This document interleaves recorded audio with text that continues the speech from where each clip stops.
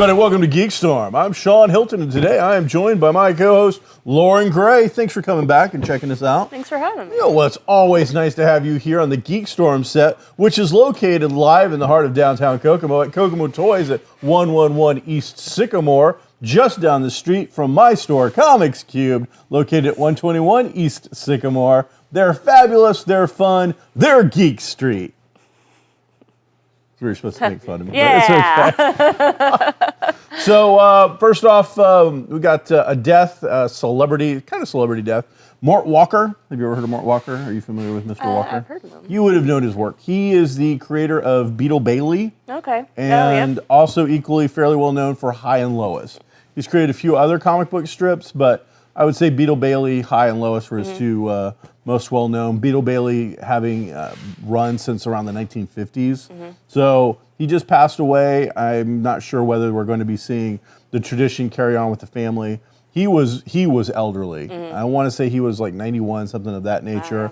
And it was getting help from family members and continuing on with it, with his name involved. So I would imagine now that it'll be like the Mort Walker estate, because I don't see Beetle Bailey necessarily going anywhere. I mean, newspaper strips have definitely shrunk since I was reading them, but I think he's still going strong. Yeah, that's good. So. It's neat to see if the family does continue it or not. I'm sure everybody pretty much on this in the United States knows that comic strip from the Sunday comics and everything, and like Sue Grafton, the author who just passed away a month ago or a few weeks ago. Oh, I didn't know that. Sorry, Sue. She, her last book was Y, because she does the alphabet series. She only got to Y, huh? She only got to Y, and one book. Her daughter said that, as far as we're concerned, the alphabet ends with Y. Like, no one's going to finish Z. She wouldn't want anybody to ghost write for her. We don't want to. Z is for zebra's death or something. So. I mean, that's kind of cool, because in a way, you're like, well, all we need is that one last one. So I can see, if she had already started it, or there was some crazy outline, and there was enough of it done. So it's one of those weird things where, as a fan culture, which is a lot of what GeekStorm's about, we like to see completion of things. But on the other hand, I also like to see people honored, and I want to see their work not screwed with. So. When you get something like, what was the one called? Not the Game of Thrones may or may outlast Martin, but The Millennium Trilogy. was one? The Millennium Trilogy. Was it the Millennium Trilogy? No. The King Killer Chronicles? Daniel Jordan, something like that? Oh, I can't remember. Oh, yeah. There was another super huge fantasy one that was going on. Yeah. What's that? Wheel of Time? Wheel of Wheel of Time. Time. You're right. George used to write it. Where this thing went on forever, and then he died. Well, now this is a situation where do you honor the writer and go, well, we don't know, or the fact is as readers, we're 9 out of 12 books in or whatever. There's an outline. There was an idea. Do you send it off? So with Peanuts, I believe that they just retitled it Classic Peanuts, and they just run them because they've got so many now that they could have started from the beginning and run up until the very last one. You get, 40-some years? I mean, you would outlive your readers practically for the most part. You'll at least outlive that format, because I don't think that print will go another 40 years in newspapers. I'll be surprised. Be like one or two, that'll be out there. They'll be like $30 a copy for every day or something like that. It'll be like Fallout 4, where the comic books are like $38 or whatever. They're just so expensive. So that was the celebrity passing that I'm familiar with. Did you watch the Golden Globes? I watched a bit of them. Was there anybody on there? I didn't watch it. I know they have the same thing the Oscars do, right? They have the Wall of Death. Yes, they do. Was there anybody in the Wall of Death this year? You're like, oh, damn, I forgot or didn't know. Not that I saw. They really only did the majors. Yeah. All right. So very interesting. All right. So we're getting ready to lose TV for about 2 weeks because of the Olympics, which means most everything is going to go on hiatus. Now, there'll be a few things that'll, I'm sure, kick around. Reality shows. Yeah. But the vast majority of things are going to take about a 2-week break. So is there anything you're in the middle of right now that you're like, well, damn? The X-Files. X-Files. Is that taking a 2-week break? Yep. Really? Now, because that's a short season as well, isn't it? It is, yes. They decided to preempt it. They made the announcement last week. They're going to air next week's episode and then 2 weeks off and then start How many right back episodes up. do you have left in this X-Files run? We just did 4, so there's 6 more. All right, so it's a 10-episode 5 more. season. And now for what we're hearing, at least from Gilliam, right? Karen, what's her name? Gillian Anderson. Sorry. Gilliam's a customer. She's done. Oh, yeah. Like she said, No more. Of course, Sean Connery said that too. But are you under the impression, now you said you're only 4 into 10. Yes. Are we seeing some kind of closure? Do you think there'll be closure? Or like the X-Files, we're just going to leave it open to see what happens? Well, who at some knows point in the what future? Chris Carter's doing and what he wants to do. He's still operating under the assumption that how we wrote television in the 90s is relevant today, and it's absolutely not. So he is keeping all of his cards close to his chest. He's not letting his writing team in on what he is planning, and it is evident in the current episodes. So this past Wednesday, James Wong's episode Love James aired. Wong. I love him too. Wong and Carter? Wong, who's the other guy? Morgan and Wong. Glenn Morgan and James Wong. Yeah. So he aired his episode, and you could tell that he loves the Mulder and Scully dynamic. He understands their relationship and where they are today. And the episode was about William, their son. Okay. And he treated their relationship in regards to William with such respect. And I loved the episode. But you can tell that because Chris Carter was doing some other things 2 episodes ago regarding William, and you can tell that it doesn't really jive with what James Wong wrote. Gotcha. But he greenlit it, and so It's one of those things where I very much loved the original X-Files material. I have not watched anything since. In fact, I quit somewhere in the middle of the series before it actually went off the air because there were so many jump the shark kind of moments that it jarred me. But what has Chris Carter done that has been relevant since, that's really made an impact? I mean, love the X-Files, but it's like, and I don't want to say he's necessarily a one-trick pony. I know he has done some other stuff. There was one show he did like 1 episode for Amazon where they did that whole, everybody gets to, like, we'll do 4 pilots or whatever, and the best one will get picked up. And I want to say his got chosen, and then they didn't make it for whatever reason, because I think he went back to the X-Files. Well, here's the thing, I said this with Mike a few episodes ago, he can build worlds, he can create characters, he's fantastic at it. He can't write. Yeah. Like, he just can't structure out an episode, and so that's why he had a team of writers, and there's nothing wrong with that. Like, do that. But you can't have this grandiose story that you want to tell and not let the other people who are involved in making your show aware of what you have planned. Yeah, I think the it'll days fall apart. Of big secrets. You got to trust that team.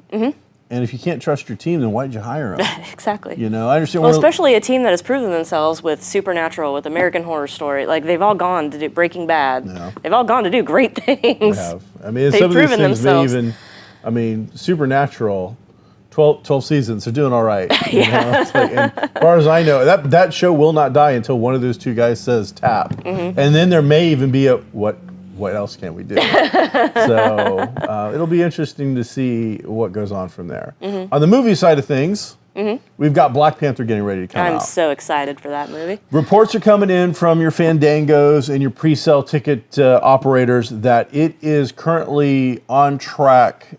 It is far, far ahead of any other superhero movie. That's what all the headlines are saying. People are losing their minds.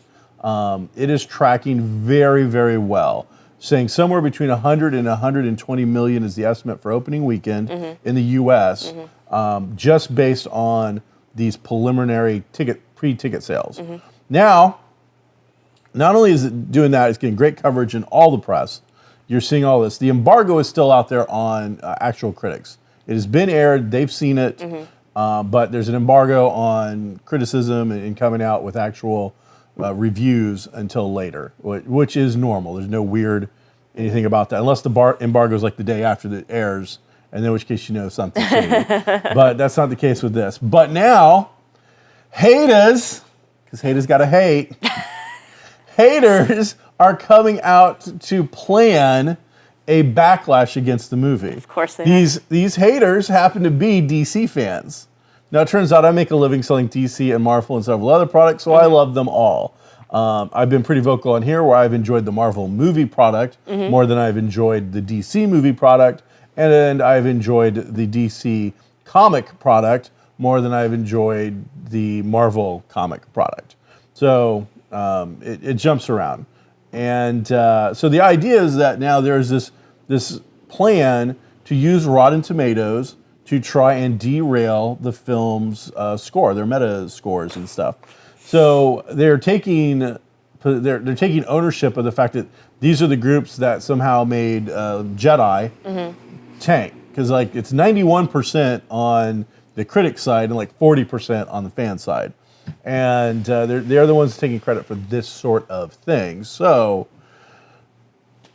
what's up, haters? Why? I mean, that's some pretty petty nonsense. Yeah. So I'm like, really? You couldn't have chose Thor? I'm like, I love Thor, Well, especially but I'm since like, that was the one that went up against yeah, Justice League. Like I'm that like, was. this is like, I mean, this is all black cast primarily, black director, and this is the one you're going to choose. So you can say, and the reasoning behind this is coming out that the haters believe that Disney has out of pocket bribed critics to give Marvel movies a better score and bribed them to give DC movies a lesser score. Which is funny because you didn't have to give me any money after seeing Superman versus Batman to give it a poor score. I just had to watch the film and hear about Martha to give it a crap score because it was a crap movie. But then you had Wonder Woman come out, and I don't think any of the critics hated it. I think all of us really dug it because it was a fun film. Then you gave us Justice League, and then the haters had something to hate about. But they should have hated on the fact that Snyder and Whedon together made a crap film that doesn't hold up and isn't going to hold up. It's not going to hold the imagination of most of the fans and needed that legwork that Marvel put in. And that movie would have been so much better if you'd spent the time building that universe instead of just throwing Aquaman at us and throwing Cyborg at us and throwing the Flash at us. Those characters needed time to develop and grow, and trying to throw, 6, 7 characters into one movie and then bring back an icon from the dead. Turns out that needs a little more time to gestate to become something. You know, you can't just throw a face hugger on you and 3 minutes later get a xenomorph. It takes a while. Juices have got to build. So the haters out there, though, they are going after this one, and I'm like, wow, it's just going to look bad. I think it's going to backfire. I think it's going to just inspire more people to go see the film. You just because got me to they talk wanna- about it for 5 minutes, and I'm definitely going to see it. It looks amazing. It does look amazing. You know, this is probably the best advertising I've seen for any Marvel movie ever. Everything about this looks good. I'm watching car commercials, I'm pretty sure, and it's got Black Panther in it looking awesome. And I'm like, this feels like I'm watching I can't tell, am I watching a car commercial or am I watching a trailer? I'm pretty sure I'm watching a car commercial, but I don't care because it's so cool that I just want to see it. So I've got a feeling, I'm going to throw this out there. I say Black Panther does 145 million opening weekend. I think that's fair. I'm going to throw That's a fair that estimate. number out there. I don't want to go quite to 150. I love the director's work on Creed. I'm really hoping I get a Creed 2, but not with the horrible storyline that I heard. Rumor that Well, I I've was going to heard say, is wasn't that, there a rumor floating around about Creed 2? well, they want to do And Creed someone's 2. playing- It made money, but the idea now, the story that's going around is it'll be him versus like Drago's son. That's what I heard. And I'm like, I don't want to see that. He killed his father. I'm like, that is just too on the nose. That's just like, it's just too easy. I don't care. You know, yes, Drago killed your father. This kid didn't. I don't know. That just felt cheesy to me. And then I heard Stallone wanted to be a little more involved, possibly want to direct. And I can't see you giving up the director of Creed to let Stallone come back in to do something like that now. So let's hope not. But Black Panther looking sharp. The cast is looking really good. Everything about it is tracking incredibly well. Tracking so well again that you've got people that now want to try and sabotage the love, which just cracks me up a little bit. So we'll see how it all goes. Yeah. So yeah, yay team. Comic book wise, you're a big fan of your namesake character. Yes. Now, did you marry him just to get the name? Because I've always been a little curious. I didn't. I'm like, I mean, the ring might have been okay, but the fact that you're going to get the last name Gray, I think might So Jean Grey is, I think, I'm not speaking out loud, is that your favorite character? Yes. I've always thought it was. Absolutely. All right, so she has returned. She has. 5 issues. It was a weekly book from Marvel. Phoenix Resurrection. And we got did you get a chance to read the last I issue? did. What did you think? All right, so from beginning to end, Marvel Girl, Yeah. Jean Grey, Dark Phoenix, she has been dead. I had to look this up because I know she's like been dead for a 14 while. years. 2004. Yeah, I was like, damn, I don't know how long she was dead the first time. I would have to look that up, but I think she was probably dead longer this time than the last time. But again, I'd have to So I thought check. the series as a whole, I thought was just okay. Like I liked it because it was Jean Grey, but I think that my fangirlness kind of maybe overshadowed. Like I built it up that it was going to be so awesome that it was never going to live up to what I had in my mind that it could be. But you have a character here who's pretty much defined by the Uncanny X-Men storyline, Dark Phoenix, back when it originally, like that's what everybody knows Jean Grey for.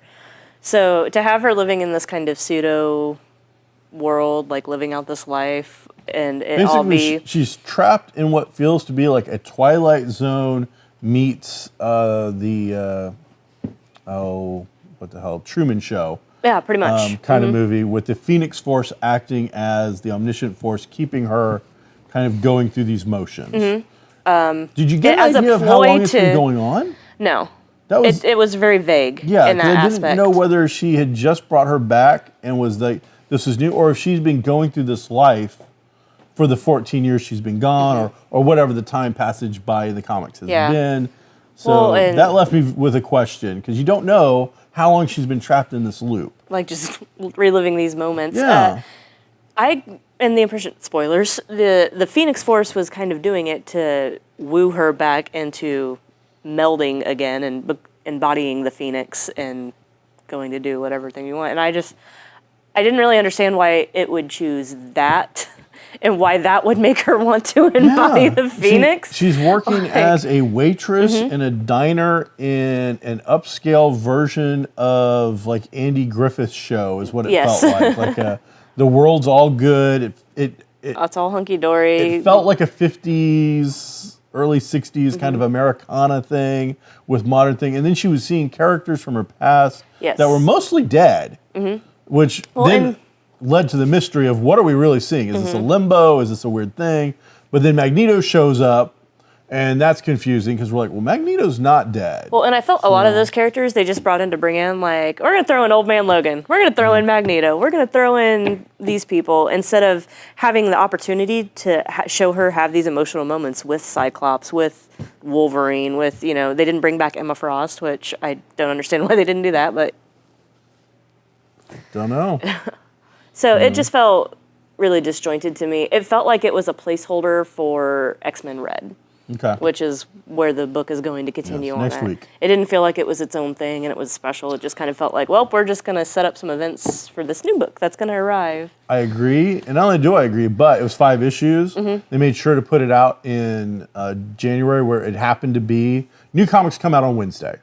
And when we have 5 Wednesdays in a month, that's a 5th week event. And usually that 5th week, not a lot of comics come out because most of the places are building on a 4 Wednesday week. So when we have that 5th Wednesday, it's usually special events and weird stuff. So they made sure to do a 5-issue mini on a month where they had 5 weeks to put it in. Yes. And I also don't feel like that was 5 issues. It really, to me, could have probably been 3 or 2 oversized. But 3 issues, I think, would have cut it. It definitely... I didn't get all the Easter eggs. I'm a big X-Men fan, and I really like Jean Grey and Dark Phoenix, but I don't necessarily like... They had a team have to go off to Paris, I think? They went all over. So I'm assuming all of those places have something to do with her real history, or maybe they don't, and it was just them being messed with by the Phoenix Force to convince them and stuff. So, but in the end, she is back. Yes. It appears. Until she's some living big, and revelation that it's a clone or something, I suppose. But for now, the real Jean Grey from the very first X-Men #1 appears to be back. Scott is dead. She dealt with that in the 5 issues that she knows he's dead. She did not use the power to bring him back. He's dead until Marvel brings him back in X amount of time, which will be a great reunion. But then, as I said, not only do we have the 5 weeks, but X-Men Red, which is her, starts next week. Team's interesting. Nightcrawler all new Wolverine, Honey Badger, which is all new Wolverine's sidekick. Kitty Pryde. I don't think Kitty Pryde's in it. I think Old Man Logan.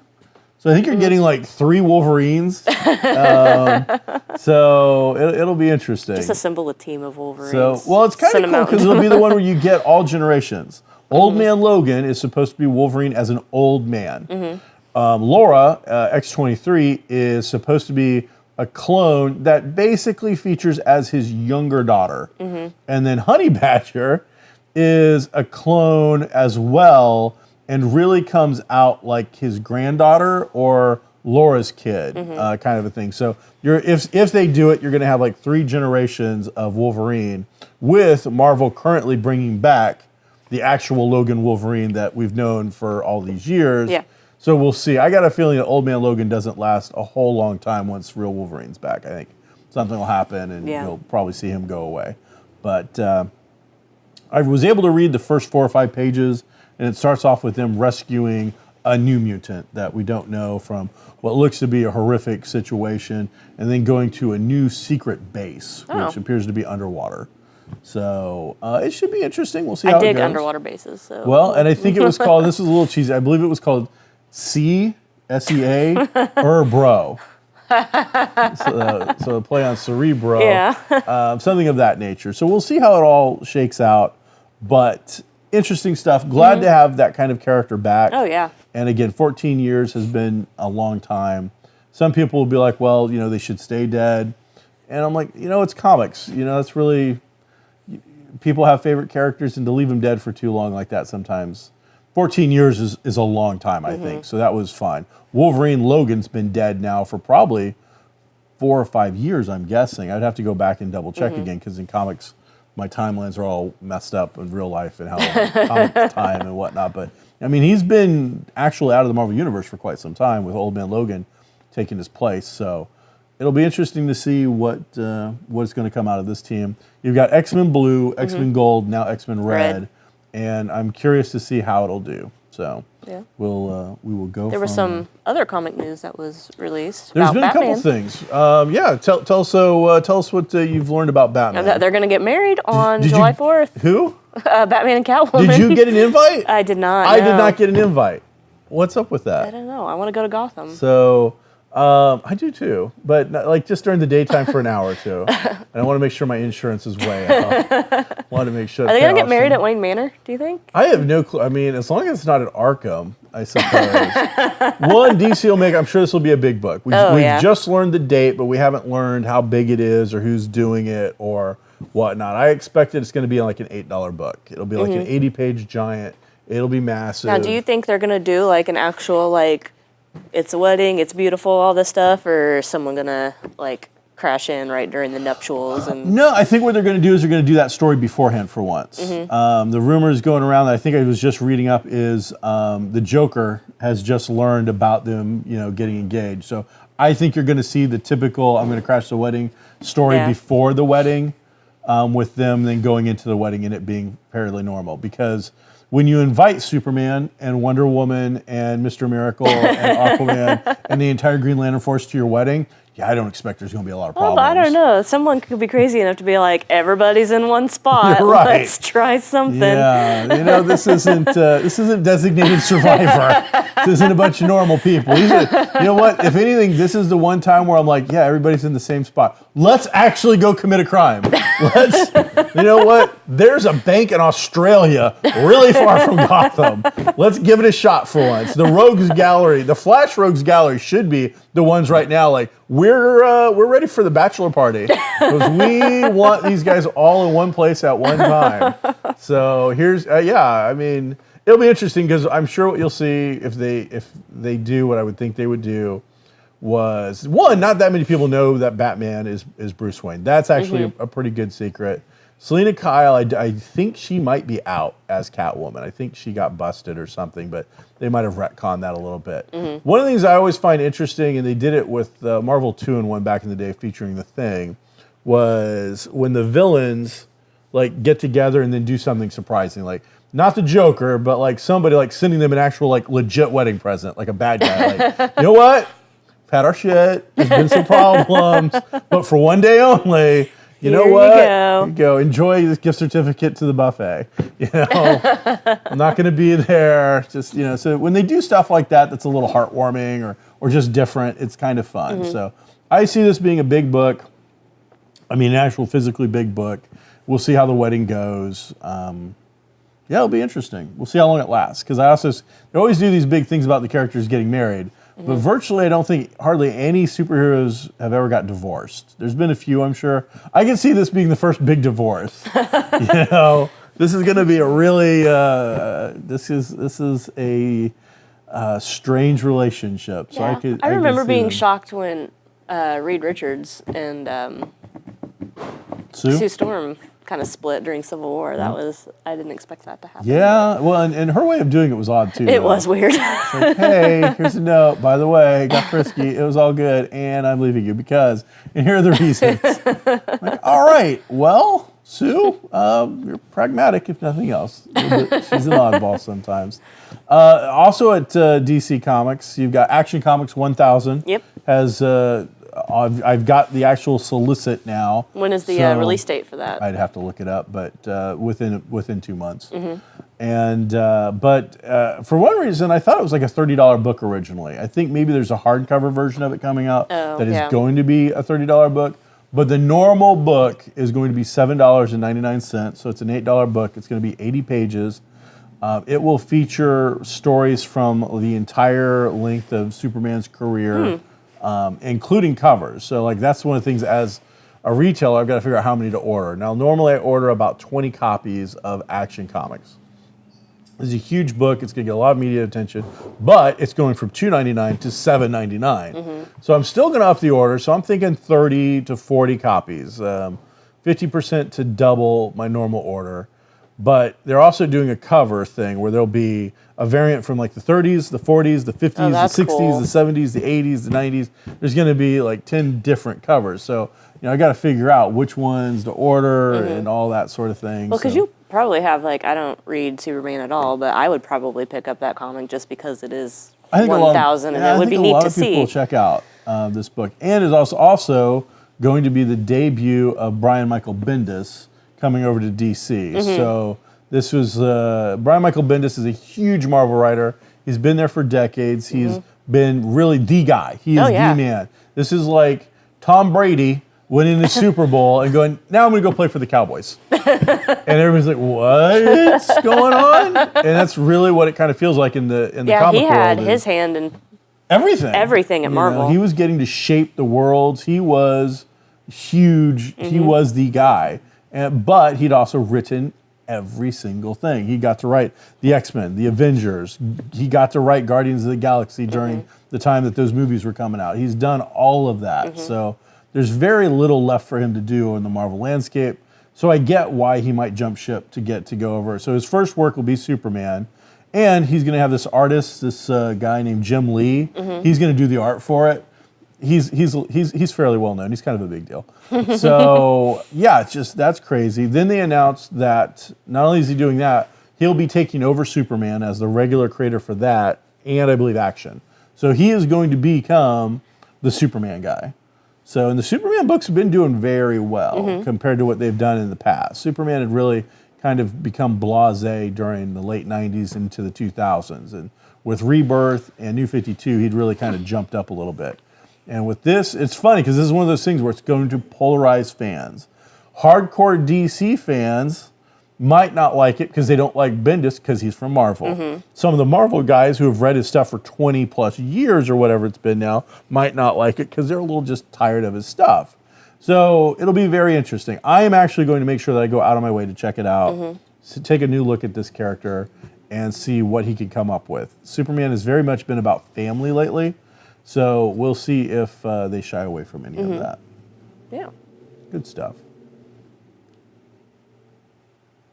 Netflix, a bunch of new stuff coming up. Yes. Holy cow! So I believe any day now we get Altered Carbon, which is is it today? Today, yeah. I almost thought about trying to watch an episode. I'm like, no, we'll wait till next week to get that going. I love the book, so I'm excited to Is see. it? And I love Joel Kinnaman too, so I'm just so excited. So do we for know how this. many episodes are in this? Have we done the research? I haven't heard. Have not looked. Probably 10 would be my guess, but without seeing for sure.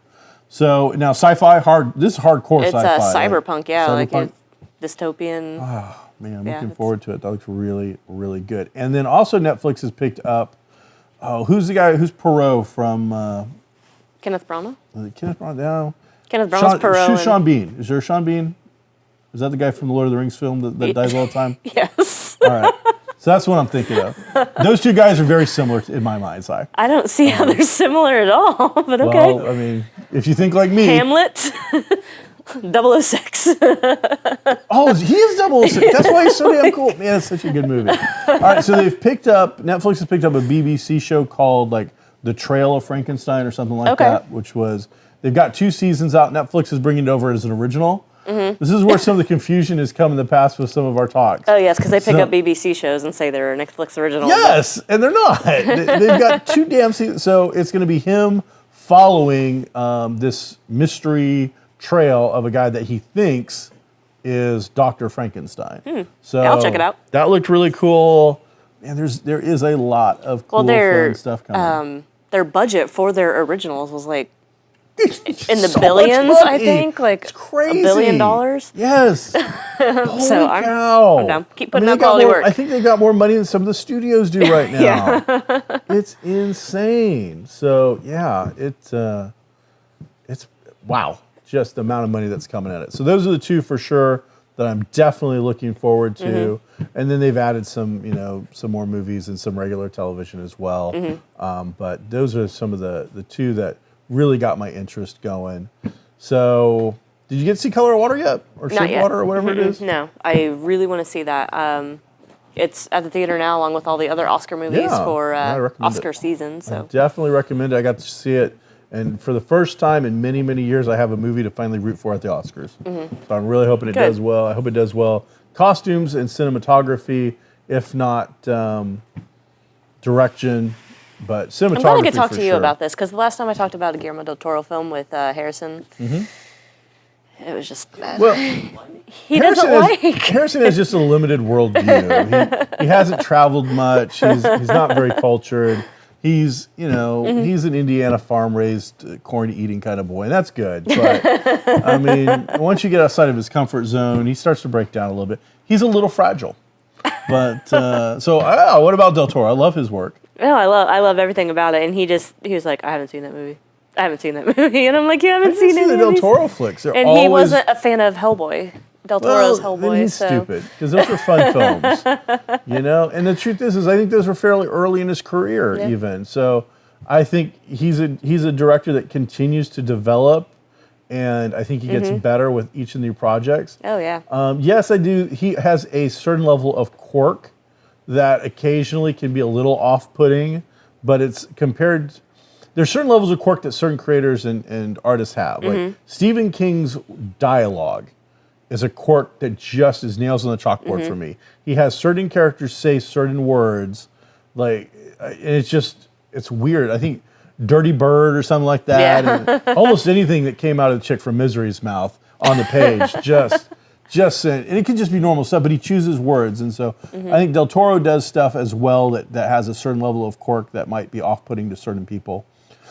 And then I also think sometimes maybe he might be a little over developed on his cinematography and his look, because that is really kind of his signature. But I really felt that the Water film had really good characterization, development, cinematography. The whole thing just worked on a lot of different levels. It felt to me like the creature from the Black Lagoon got captured during the Cold War and was brought into a realistic kind of military situation and what would happen. So You know why he made this film, right? I don't know why he made this film. When he was a kid, he saw the creature from Black Lagoon. He Okay. wanted them to end up together. Okay. So he recreated it. All right. So I'm out of the Universal monsters. The creature is my favorite. I've seen that one more than any others. I've seen it on the big screen. I've seen it in the 3D. He's just the coolest looking monster. The others are okay, and plus he seems to be like the only original monster. So, and in this, he definitely, I think you really need to see it. I will. I'll check it it's out. good I'm a Del stuff. Toro fan. I'll watch anything that So- he puts out. There you go. I need to go back and watch some of his stuff because I've missed some things, but I look forward to it. And I hope that we see some new stuff. So hopefully this will maybe get some of the Lovecraft stuff that we know that he keeps wanting to do. He keeps talking about wanting to do At the Mountains of Madness, which is Lovecraft's longest story. Some think it's his best. I'm a huge Lovecraft fan.